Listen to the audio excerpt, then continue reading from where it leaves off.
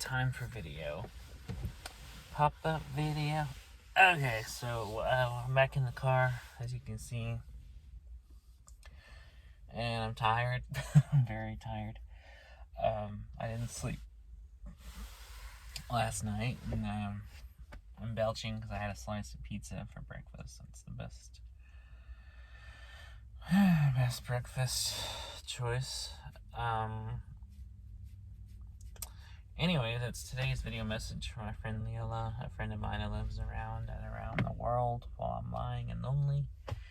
And I live in Oklahoma, and you can tell from my accent because I have that Okie twang.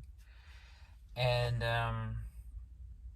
it's early morning. It's about 8 a.m., 9 a.m. I think now. October the 20th, 2021. And today's message, Lilla, if you're watching this, or by the time you get around to watching this, is I'm filled with nothing but 5-hour energy, which is quickly wearing off from when I drank it last night at about 3 a.m. And intentions to sleep. That's all I am. I'm intending to sleep all day and not do anything, and when I wake up, read for a bit. And I got some books here beside me I checked out from the library, and I got plenty of books downloaded to my phone, so even when I'm without cell service, I'll still be able to read. And a couple of books here, like Kurt Vonnegut's Cat's Cradle. Oh, sorry. Kurt Vonnegut's Cat's Cradle, which I don't even know anything about. I just know it's a Kurt Vonnegut novel. I like Kurt Vonnegut, and I haven't read that one. I also have The Hazards of Time Travel by Joyce Carol Oates. I'm a big fan of Oates. I've read a lot of her stuff. And the thing about Joyce Carol Oates is she has so much material that you know, there's always another book out there. You know. I also have Every Last One by Anna Quindlen. I've only read one other book by Anna Quindlen, and it wasn't a novel. It was a nonfiction book. It was like a book of like essays. It was called what's it? It was called Lots of Candles, Lots of Cake. No. I mean, that is a nonfiction book she wrote. No, the one I read was a book called Thinking Out Loud. Another nonfiction book. I also have Birds of Prey by Wilbur Smith. I've heard good things. I've started this. I like it so far. It's the first thing I've read by Wilbur Smith. I heard that this is like the first chronologically in a series about a family who spans decades. However, he published them like starting with the later generations first, going backward. And this is like supposed to be like the first book chronologically of the family saga. It's very good. It's set in like the 1700s. It's very interesting. It's a very good historical novel. It has like pirates and ships and stuff like that, which I like. I like stuff like that. And it has time travel.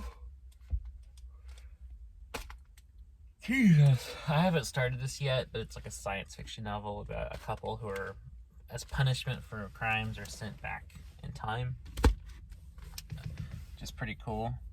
It's kind of a unusual premise for Oates. I mean, I know she has written stuff that's like ventured into like supernatural fiction and horror and gothic fiction and fantasy.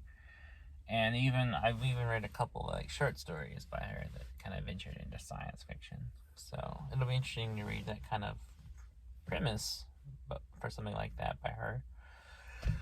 And but yeah, I've read a lot of movies. Oh shit, she's one of my favorite writers, and I've listened to a lot of like audio books of her material too. That were also very good. And last year I actually read or listened to like several things by her, mostly like short stories and collections of like novellas by her. And this year, I've read a few things by her. I read a novel she wrote called Daddy Love, which is a disturbing story about a maniac who kidnaps a child. And I've also read a collection of short stories by her called The Other You this year. I read another short story collection by her called Give Me Your Heart. And I also read this year by her a collection of novellas called Cardiff by the Sea. So, definitely making the rounds this year too with Joyce Carol Oates. Gotta stretch. Do some stretches. Oh, it's owl stretching time. Heavenly shades of night are falling. It's owl stretching time. Anyway, so those are some books I have, and then I have some others at home that I've checked out previously. And I got a lot of reading ahead of me. I'm trying to finish some things I started and start some new stuff. And generally, just gotta take it easy today and not really do anything. That's actually why I'm recording this video early. I'm going to upload it in the morning and just kind of have it done for the day, and then I'm just gonna go out to my grandparents' house where I'm currently living, and they don't have service or internet or anything out there, so I'll just be totally free from distraction and able just to go to sleep for several hours. So that's why I'm doing the video now. Oh, I can't quit yawning. I'm tired. Anyway, I hope you're doing okay, Lilla. I usually record these later in the day. I usually record them in the afternoon or the evening, or last few times at night. Last night I recorded it yesterday, like very late, like at 11 p.m. Kind of get dangerously close to what counts as a daily vlog, like falling very much within the restrictions of what counts as daily, almost sliding into today. And I recorded it just a few hours ago, I realized, and it feels like I just uploaded it, and here I am like recording another one for today. But I enjoy doing these videos. I don't want to make it sound like it's a chore, or like I feel like it's a time clock thing. I have to put in my time for the day. I really do enjoy recording these. I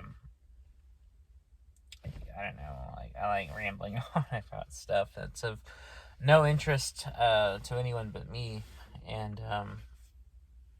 strangely some people watch it. and I appreciate it. I really do. I'm glad there are 3 people out there who tune into these and listen to me ramble on about stuff. Although this one may not be as exciting, because I'm so exhausted I can barely even think. So kind of thinking on the spot extemporaneously, trying to think of something to talk about. I had a few things in mind before I hit record, but now they're just kind of going out the window, and I'm just kind of flailing around like a fish on a ship. As I always do. And I feel the energy drink wearing off, and my lid's getting heavy, and makes me think of that Eagles song. My head grew heavy and my sight grew dim. I had to stop for the night. Just go ahead and kill the beast. I don't know. What do you like to read? Let's open it up for discussion. As if this is some kind of Q&A that you can respond in real time. I like a wide variety of things. I think I've talked about this before. I read pretty much anything. I've really, especially in the last year or so, really trying to expand and read even more outside of what I normally do. And this year, I think, has been a pretty good range of eclecticism. Because this year, I mean, I read crime fiction, I've read fantasy, I've read comics, I've read poetry, you know. I'm really trying to, like, really trying to, like, read outside of just fiction, for one, and really just trying to read outside of what I normally read in fiction, which is mostly, like, crime fiction, mysteries, or horror. It's like the three things I read most. Because, I mean, those are just the things I really gravitate towards most as far as what I'm into, especially with in regards to reading. I find when I read stuff, if I'm reading fiction, that's what I tend to, like, gravitate towards. So, and as much as I want to read other stuff, that's just kind of what I fall into. So I may go along, for long periods of time, if unchecked, reading nothing but stuff by people like J.A. Jance, Elmer Leonard, Stephen King, Linwood Barkley, Laura Lippman, Richard Lehman. Who else? Mostly crime. Michael Connelly, people like that. John D. MacDonald. But I also read a lot of horror. So I also like stuff by people like Peter Straub, Brian Evanson, John Langan. Joyce Carol Oates writes a lot of, like, horror fiction. In fact, I think a lot of her stuff, if not the majority of it, is after fashion horror fiction. Because, all of her stuff is about the dark side of human nature and the awful, atrocities that we perform, on each other, and ways that we hurt, people, and are driven by, greed and selfishness and base desires. And it's, and the things that happen in her stories are really horrific things. People murdering and raping people, and sometimes thoroughly gone into as far as explanation, sometimes not explained at all. It just happens. And and it's interesting because her stories are eclectic. She's written a wide range of stories, types of stories about various kinds of characters, and usually very disparate situations, but they all come down to the theme through her fiction is, the depravity that we can get up to, because of our flawed nature. And it's very much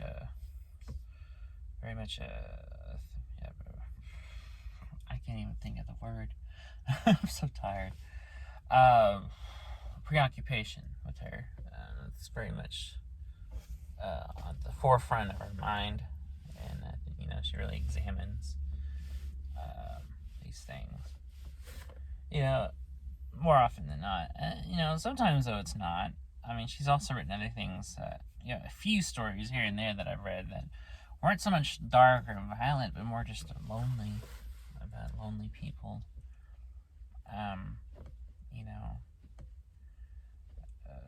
For one reason or another, not being able to connect. But generally speaking, her stories are very macabre. They're very dark. They're very intense. Definitely hard to read sometimes. But she's very good. She's very good at, like, putting you into these situations and really kind of keeping you guessing. I mean, she's very good at writing very suspenseful kind of fiction. And I just think she's very good at it. She's just, I think is a master of what she does.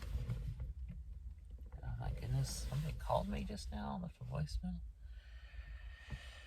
I didn't even notice. I guess it just doesn't disrupt the video if I'm recording when they call me. I guess I'll have to see what that is in a minute. Anyway, I want to keep this one short. I'm only at 15 minutes, which compared to the last few videos I've done, it's nothing. But I kind of want to wrap this up so I can kind of go home and sleep for a while. So I will talk to you later, and thank you for watching. And I hope you have a good day, Lilla, and I will talk to you soon. I don't know when exactly, but soon. So I will catch you later, and have a good day.